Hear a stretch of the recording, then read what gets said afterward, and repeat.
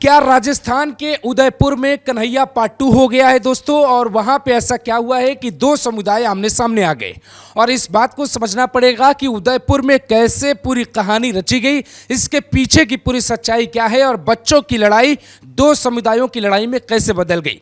16 अगस्त की ही ये बात है और सुबह सुबह एक घटना घटती है जिसके बाद पूरे राजस्थान में इसकी बात होने लगती है, खासतौर से उदयपुर के भीतर, जिसमें नेता से लेकर अधिकारी तक को आना पड़ता है और अधिकारियों को बैठक करके मामले पर तुरंत बयान जारी करना पड़ता है। क्या उदयपुर में कुछ बड़ा हो रहा है ये आपको समझाते हैं। दरअसल जिस स्कूल की बात है उसका नाम है राजकीय माध्यमिक विद्यालय भट्टियानी चौहट्टा उदयपुर के स्कूल की बात है।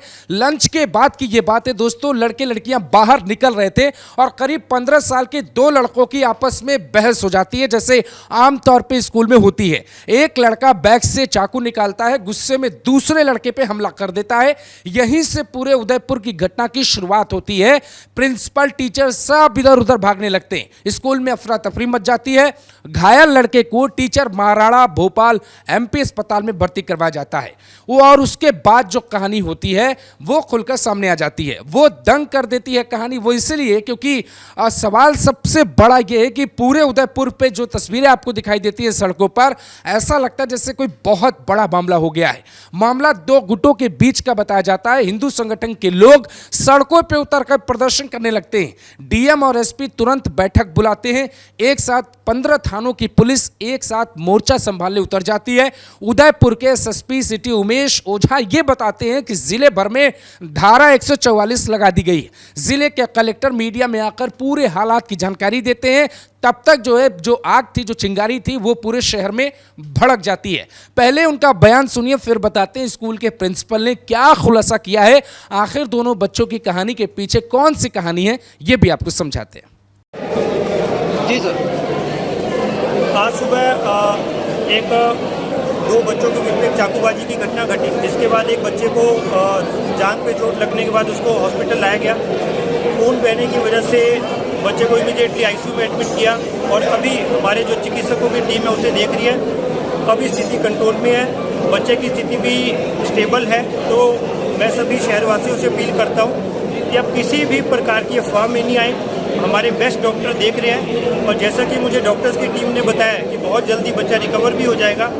जिले के कलेक्टर लोगों से शांति व्यवस्था बनाए रखने की अपील कर रहे हैं, लेकिन कुछ ही घंटों में हालात इतने बिगड़ गए कि एक मॉल में तोड़फोड़ हो गई, कई गाड़ियों को आग के हवाले कर दिया गया। हालांकि इस घटना पर स्कूल के प्रिंसिपल जो दावा करते हैं वो कुछ अलग है। लंच के करीब 5 से 7 मिनट बाद अचानक स्कूल के बाहर से कुछ छात्र चिल्लाते हुए दौड़कर अंदर की तरफ आते हैं।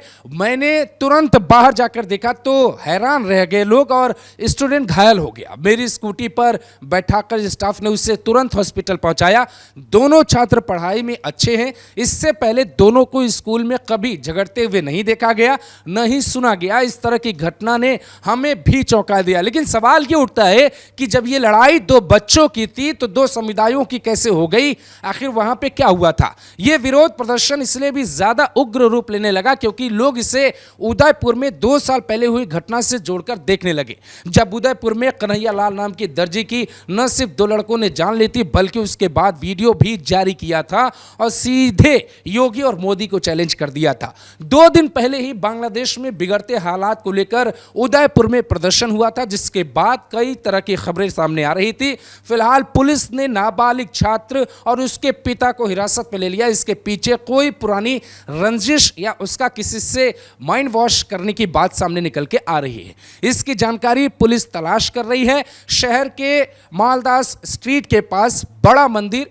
सूरज पोल, मंडी किनाल, धान मंडी, दहली गेट और हिरण मगरी सेक्टर 14 क्षेत्र में दुकानें बंद करवा दी गई हैं। स्थानीय नेता भी हालात का जायजा ले रहे हैं। सांसद मन्ना लाल रावत और विधायक ताराचंद जैन ने खुद मौके पर पहुंच के हालात का जायजा लिया। लेकिन सबसे बड़ा सवाल यह है कि स्कूल में चाकू लेके लड़का पहुंचा कैसे? अगर उदयपुर की डेमोग्राफी की बात करें तो जिले की आबादी करीब 3,68,420 है, जिसमें से 93% हिंदू हैं और करीब 3% मुस्लिम हैं। इसके अलावा तीसरी सबसे बड़ी आबादी जैन समुदाय की है। उसके बावजूद दो समुदायों के बीच की ये तस्वीरें आ रही हैं। राजस्थान में पिछले 2 सालों में कई घटनाएं हुई, जिसके बाद ये सवाल उठा कि क्या वहां कुछ पनप रहा है, क्या कुछ लोग ऐसे हैं जो शांति पसंद नहीं करना चाहते हैं और क्या कुछ लोग ऐसे हैं जो बच्चों का भी ब्रेन वॉश कर रहे हैं।